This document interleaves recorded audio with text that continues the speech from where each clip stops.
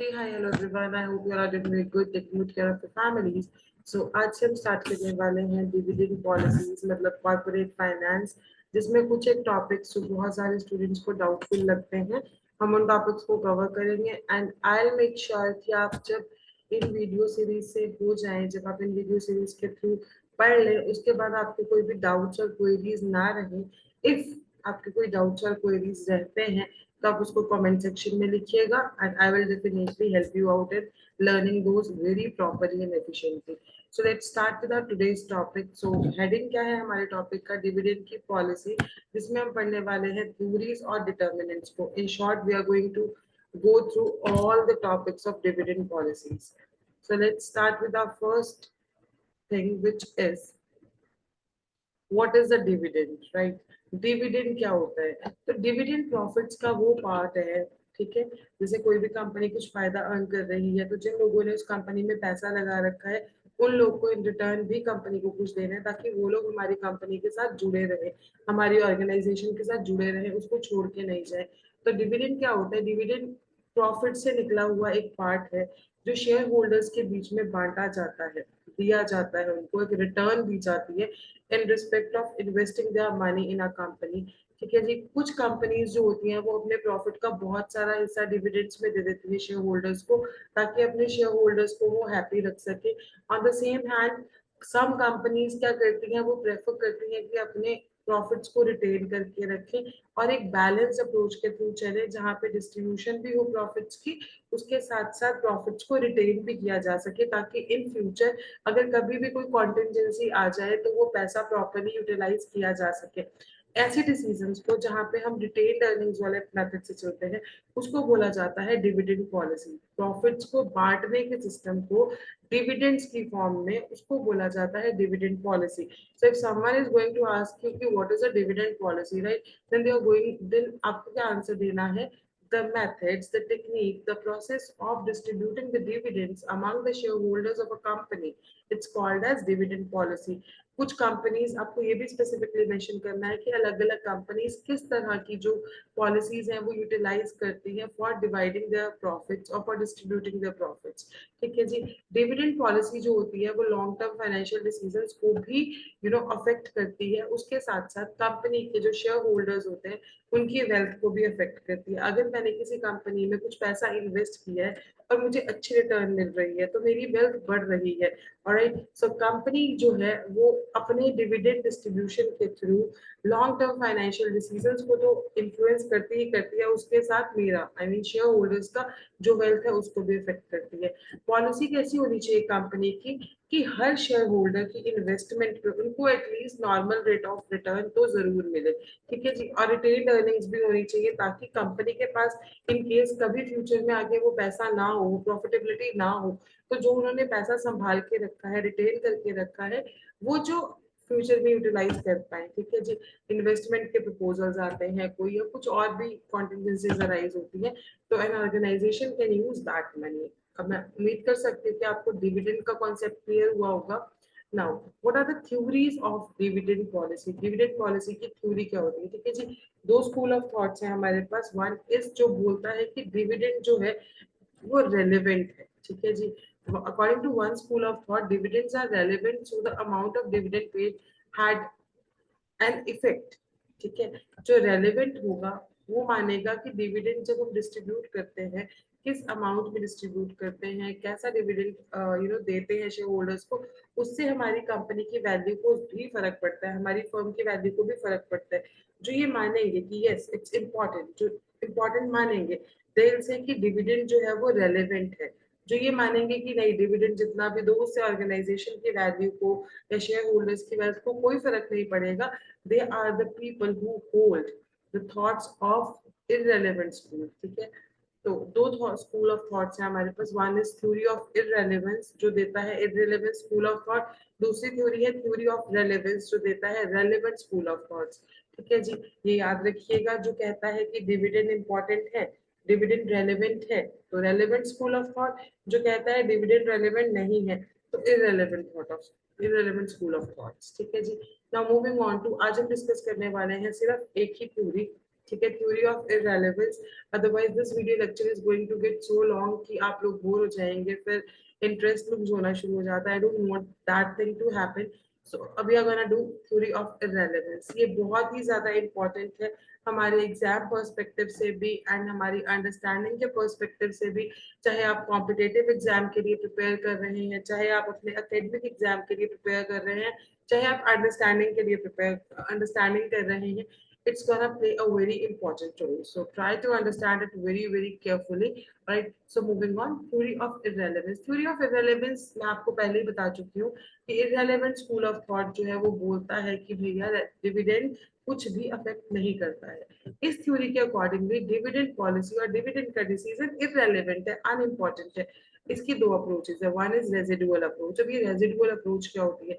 Residue जो शब्द है ना, इसका मतलब होता है बचा हुआ। ठीक है, इस अप्रोच में डिविडेंड पॉलिसी या dividend decision wealth of company को अफेक्ट नहीं करता है या वैल्यू ऑफ फर्म को अफेक्ट नहीं करता है। वैल्यू ऑफ फर्म का मतलब हो गया मार्केट प्राइस ऑफ शेयर्स, उसको अफेक्ट नहीं करता है। ठीक है, ये क्या बोलते हैं? The dividend decision should be made on residual conditions, मतलब रेजिडुअल कंडीशंस पे होना चाहिए। इसको बोला जाएगा residual decisions. There should not be any difference between the retained earnings and distributed profit. ठीक है जी, डिस्ट्रीब्यूटेड प्रॉफिट और रिटेन्ड अर्निंग्स के अंदर कोई भी फर्क नहीं होना चाहिए, कोई डिफरेंस नहीं होना चाहिए। तो मेन क्राइटेरिया क्या होगा?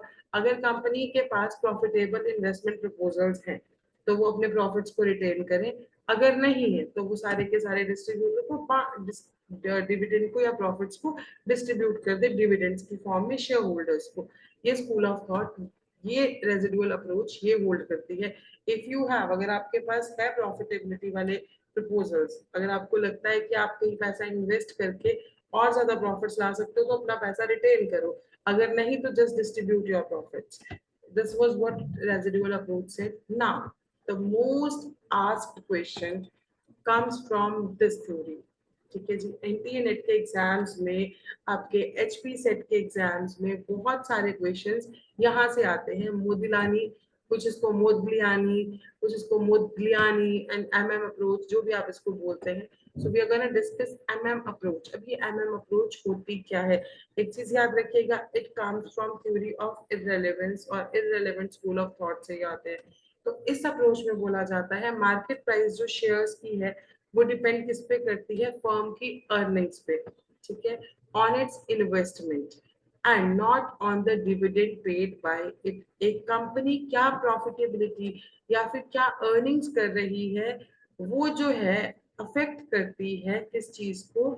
मार्केट प्राइस ऑफ शेयर को। मार्केट प्राइस ऑफ शेयर किस पे डिपेंडेंट होता है? उन अर्निंग्स पे फर्म की जो आती है उसकी इन्वेस्टमेंट से। I'm again repeating, according to MM approach, ये बोलते हैं कि जो मार्केट प्राइस किसी भी शेयर का है वो कहाँ से आता है? जो फर्म की अर्निंग्स होती है उसकी इन्वेस्टमेंट से, ना कि डिविडेंड जो वो देती है उससे। ठीक है जी, विच अफेक्ट, ठीक है, अर्निंग्स ऑफ द फर्म जो होती है वही अफेक्ट करती है उस कंपनी की वैल्यू को, उस फर्म की वैल्यू को। डिविडेंड जो है, ठीक है जी, या फिर मार्केट प्राइस ऑफ शेयर जो है वो किस पे डिपेंड करता है?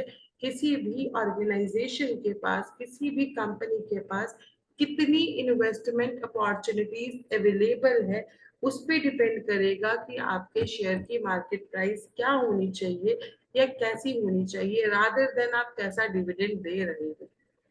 ठीक है जी, now MM approach also supported irrelevance theory of dividend decisions. इस अप्रोच के कुछ अजम्पशंस थी कि परफेक्ट मार्केट एग्जिस्ट करती है। ठीक है जी, रैशनल इन्वेस्टर्स हैं, इन्वेस्टर्स सोच समझ के पैसा लगाते हैं, what and why, how and why. Rational का मतलब होता है सोच समझ के।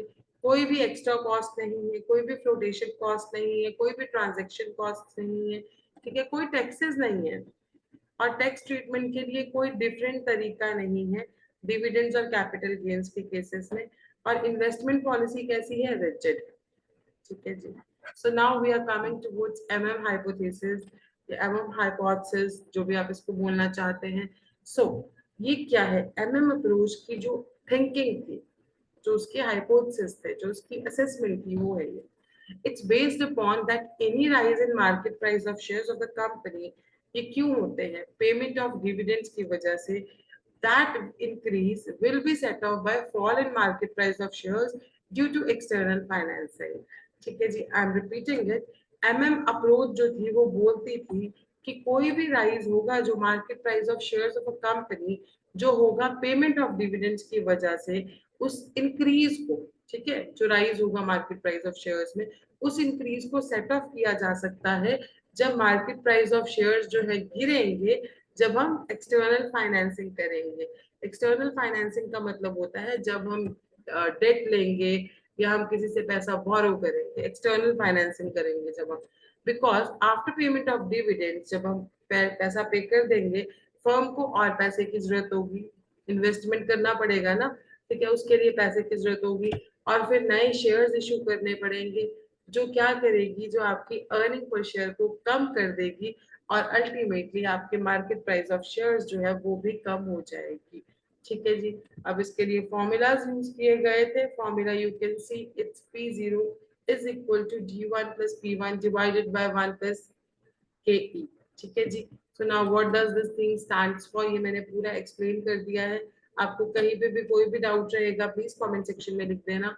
आई will definitely make you understand everything.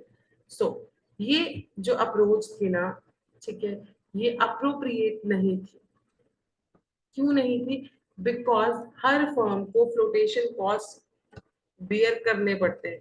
Flotation cost का मतलब होता है फ्लोटिंग वेरिएबल कॉस्ट, तो हर कंपनी को पे करना पड़ता है in day to day business और somewhere in the business. Then taxes कहाँ है कि नहीं एग्जिस्ट करते हैं, एवरीवेयर टैक्सेस आर देयर। ठीक है, यहाँ पे ये थ्योरी स्टैंड नहीं कर पाई। अनसर्टेनिटी का रिस्क होगा, perfect market type of thing is not privilege all the time. ठीक है, और रिजिड पॉलिसी नहीं होना चाहिए, there is no rigid policy. तो आई होप आपको ये चीज समझ आ गया होगा and thank you very much for watching this video and yes please do stay connected for more topics and one more request to you that अगर आपको ये वीडियो पसंद आया हो तो do not forget to like share subscribe and obviously comment for any sorts of doubts and queries. I hope I have made you all understand the topic. इस पे एक डिटेल्ड, मोर डिटेल्ड वीडियो भी आएगा जहाँ पे हम एक बुक की हेल्प से इस पूरे चैप्टर को भी कंप्लीट करेंगे and theory of relevance will be covered in the very next video. Thank you so much, wish you all a very good day and yes, one more thing, stay happy, stay blessed and yes, do whatever makes you happy. Thank you so much.